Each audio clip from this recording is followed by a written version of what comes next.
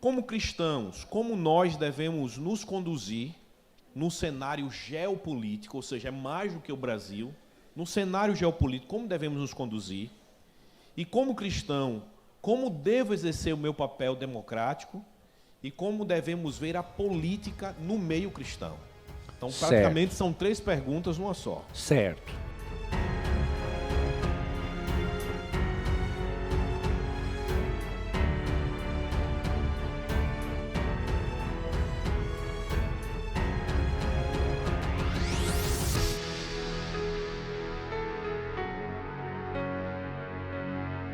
Vamos começar pela terceira, que é a mais rápida de responder.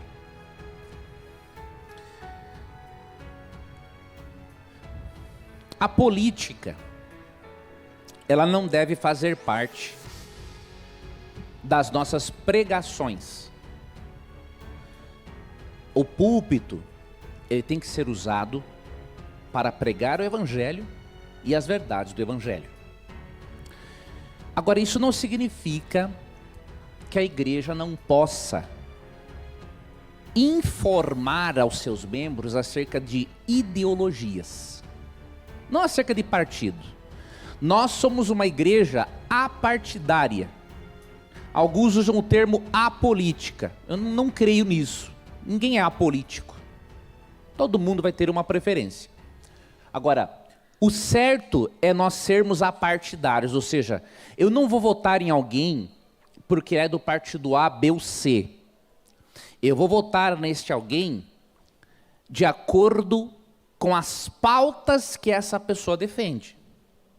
Se essa pessoa defende pautas em harmonia com a Bíblia, perfeito. Se não defende, acabou. Por exemplo, então, a igreja não é lugar de política, mas a igreja tem que dar uma instrução ideológica para os seus membros, porque senão cada um fica solto e não sabe o que vai fazer. Outra coisa, Charles Spurgeon falou uma coisa muito séria. Spurgeon foi o príncipe dos pregadores. Ele escreveu assim, ó: você deve votar com a mesma devoção com a qual você ora. Porque você, como um cristão, você é o sal da terra e a luz do mundo. E por meio do teu voto, você pode ser o sal da terra e a luz do mundo, ou pode ser as trevas do mundo. Então, você tem uma responsabilidade diante de Deus. E qual é essa responsabilidade? De apoiar, não fazendo política, que o teu propósito é pregar o Evangelho. A nossa principal política, como diz Spurgeon, é Mateus 7,12. Não fazer os outros aquilo que eu não quero que façam para mim. Essa é a principal política do cristão. Mas, você como um cristão, você tem que pensar o seguinte: que você como um cristão, você tem que espalhar e dar apoio aos interesses de Deus para a sociedade. Aí você deve fazer algumas perguntas. Não precisa falar em nome de ninguém, partido de ninguém. Faça essas perguntas e não seja fanático em não fazer essas perguntas para você. Avalia todos os candidatos em oração, tá? Ora a Deus. E faça a seguinte pergunta: as pautas que esses candidatos apoiam fazem parte dos interesses de Deus para a sociedade? Exemplo, é interesse de Deus para a sociedade que a droga seja legalizada?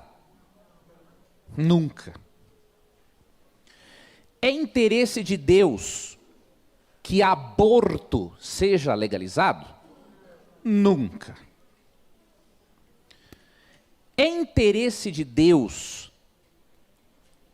que se pregue e ensine o casamento gay? Não. Então, se a resposta é não, e eu sou um cristão coerente com a minha fé, eu não vou votar em ninguém que defenda esse tipo de pauta. É lógico, é raciocínio lógico. Tá? Agora, se você opta por votar em pessoas que defendem pautas que não são pautas de Deus para a sociedade, Deus vai cobrar de você. Pode ter certeza. Daniel, agora um cristão pode estar na política? Depende. Eu só recomendo que um cristão vá para a política se ele realmente tiver um chamado para isso. Por quê? Porque o meio é muito corrupto, em todas as esferas. E a probabilidade de uma pessoa se corromper na política atual é muito grande. Então, a não ser que tu receba um chamado como Daniel, José, Esther, tá? Daniel foi um estadista, né? José também. E o que eles fizeram, queridos? Nunca defenderam uma pauta sequer contra a lei de Deus. Só a favor. E para complementar esse assunto, a senhora White, bom, quem é adventista e conhece os escritos de Ellen White e aprova pautas que não são bíblicas, essa pessoa é mais indesculpável ainda. Porque Ellen White tem algumas dicas. Eu fiz um post no Instagram. Vocês podem procurar no meu canal, é Leandro Quadros NT, tá? Ellen White dá orientações sobre em quem não votar e sobre em quem votar. Primeiro, ela não era partidária, tá? Ela não misturava as coisas. Mas ela não era uma isentona também. Então ela dizia, primeiro, não vote, na época dela, estava em processo a legalização do álcool nos Estados Unidos. E ela falou assim, não votem em quem é a favor da legalização do álcool. Hoje, traga o princípio para hoje.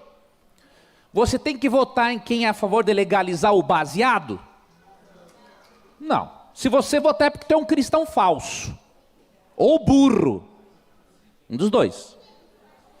Segundo, Ellen White diz assim... Cabe aí a ingenuidade também, professor? Cabe. Ingenuidade também. Pode ser ingenuidade, burrice, falsidade, qualquer uma das duas. Eu prefiro crer mais na ingenuidade, pastor. Mas tem gente que infelizmente é a burrice mesmo. Outra coisa. Ellen White diz assim... Não escolha como representante, isso está claro no texto.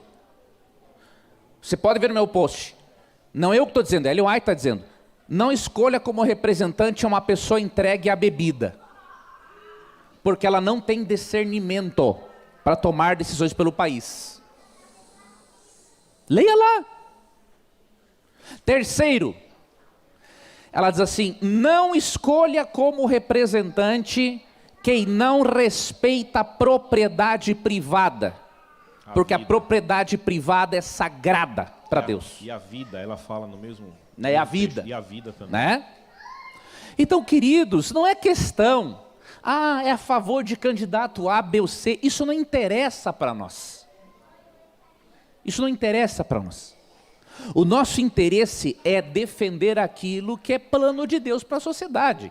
Se Deus não quer que apoie aborto, se Deus não quer que apoie legalização de maconha, se Deus não quer casamento gay e outras coisas, queridos, nós como cristãos temos através do nosso voto demonstrar que nós aceitamos as pautas bíblicas, acabou. E como diz o doutor Alberto Tim, grande teólogo nosso, você não vai encontrar nenhum candidato perfeito, porque não existe. Agora, aí o doutor Tim dá um conselho muito sábio, fala assim, ó, Vote, então, em quem mais se aproximar desses princípios. Ok, professor. Tá? Ok. Então, o que eu falei para vocês aqui é bíblico. E um último conselho, pastor, só para finalizar, ó. E Deus sabe que eu não estou mentindo. Quando outro partido assumiu o poder no Brasil, óbvio, não era a minha preferência, mas eu sou um cristão. O que eu fiz? Eu segui ao que Pedro diz, em 1 Pedro 2, ó, ore por seus governantes. Eu não posso alimentar ódio de pessoa nenhuma. Né? Eu não gosto de partidos que defendem ideologias contra a palavra de Deus. Mas se o Brasil escolheu aquilo, o mínimo que eu tenho que fazer, pastor, como cristão, é pelo menos fazer uma oração por essa pessoa. E dizer, Senhor, apesar dessa pessoa não defender pautas que o Senhor aprova, trabalha na mente dessa pessoa.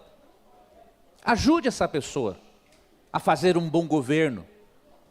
Porque aí, isso vai beneficiar a todos os brasileiros e também os teus filhos. Agora, há pessoas, meus irmãos, que são cristãos só na teoria e não na prática. Se não é a preferência deles, eles odeiam.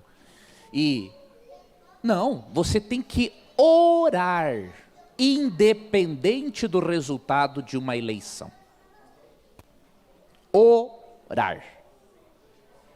Orar por aquela pessoa que foi eleita democraticamente pelo povo. Esse é o nosso papel. E não é também desrespeitar. Cristão que desrespeita a autoridade, Romanos 13, 1-4 diz que tem que levar espada no pescoço mesmo. Está lá o texto. Então você não gosta daquela autoridade? Não goste. Mas ore para que Deus atue nessa pessoa e ela mude e ela melhore. Não seja rebelde contra os governos.